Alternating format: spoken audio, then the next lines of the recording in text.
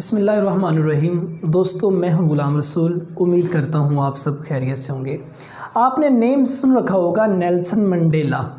Nelson Mandela को 27 साल jail में रहना पड़ा। 27 साल जेल में रहने के बाद आखिरकार वो साउथ अफ्रीका का सदर बन गया।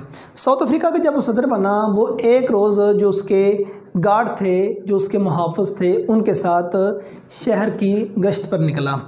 तो शहर में निकला तो वहाँ एक होटल पर उसका जी चाहा कि वहाँ बैठकर खाना खाया जाए।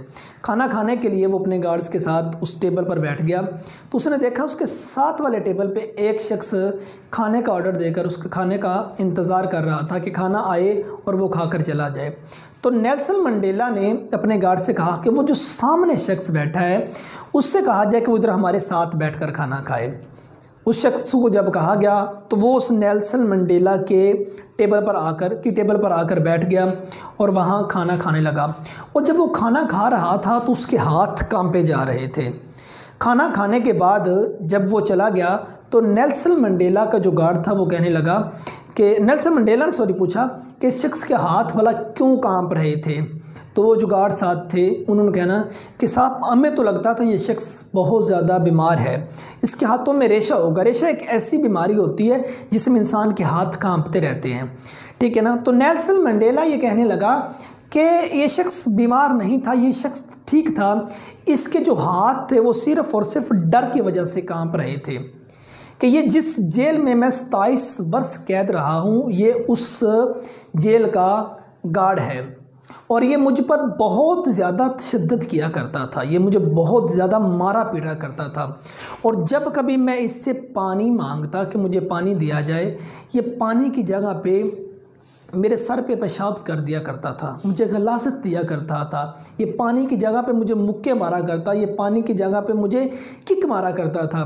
तो आज जब मैं बाहर आया हूँ, अब जब मैं सदर बन गया हूँ, इसको यहाँ बुलाया गया और ये डर इस वजह से रहा था कि नेल्सन मंडेला मुझसे इंतकाम लेगा। ये डर की वजह से इसके हाथ कांप रहे थे, लेकिन नेल्सन मंडेला ने ऐसा नहीं किया, उसने उसको माफ़ कर दिया और साथ बड़ा एक तारीख साज जवाब कहा।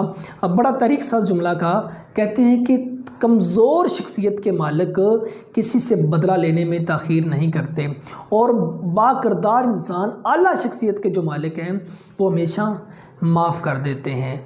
तो देखिए साहब, अब हमारे सामने एक सवाल आ जाता है कि कमज़ोर शख्सियत वाला कौन है और ताकतवर शख्सियत वाला कौन है। अब यहाँ एक वक्त था नेल्सन मंडेला के पास, 27 साल जेल में जो शख्स उस पर जुल्म व सितम करता रहा है, तशद्दुद करता रहा है, बहुत ज़्यादा उसकी पिटाई करता रहा है, और आज उसके साथ खाना खाया और उसको कुछ भी नहीं कहा और उसको माफ़ कर गया। देखिए ना साहब, वो बड़े लोग होते हैं, ये बड़े लोगों की पहचान होती है।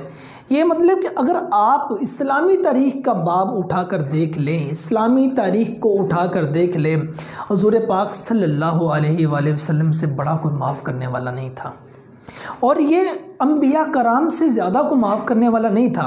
अगर आज कोई माफ़ करने वाली हमें चंद हिस्ट्रीज़ मिलती हैं, माफ़ करने वाली चंद कहानीज़ मिलती हैं, स्टोरीज़ मिलती हैं, कहानियाँ मिलती हैं, स्टोरीज़ मिलती हैं, तो उसके पीछे ये है, इन लोगों ने अंबिया कराम अलैहिस्सलाम की शख्सियत से सीखा है, इन्होंने उनकी सीरत से सीखा है।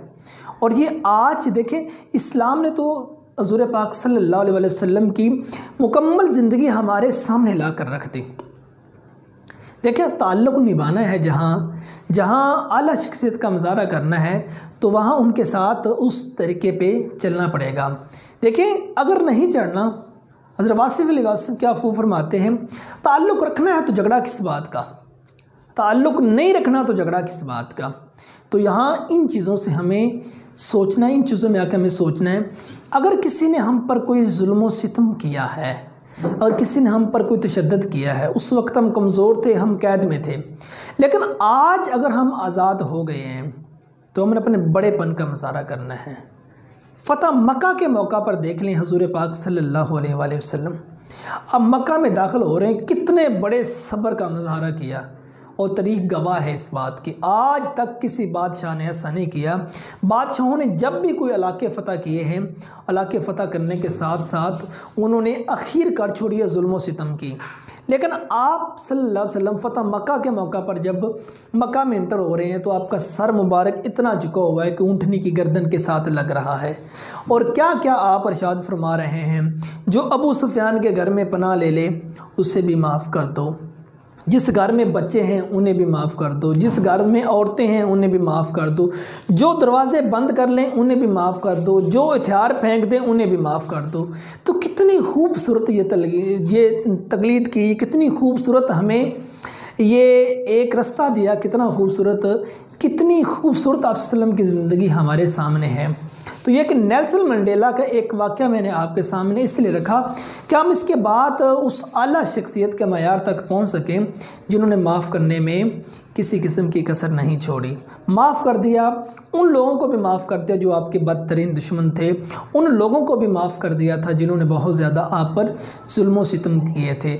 अब इस वाक़े के बाद हमें सबक क्या मिलता है? अगर कहीं हम पर कमज़ोरी के बायस जुल्म व सितम होता है तो हमें क्या चाहिए, हमें क्या करना चाहिए? हमें एक आला ज़रफ़ी का मुकाबला करना चाहिए, हमें एक बाकिरदार और बड़ी शख्सियत का मालिक बनना चाहिए। उम्मीद करता हूँ आपको ये वीडियो पसंद आई होगी। अपनी दुआओं में याद रखिएगा। फ़ी अमानिल्लाह।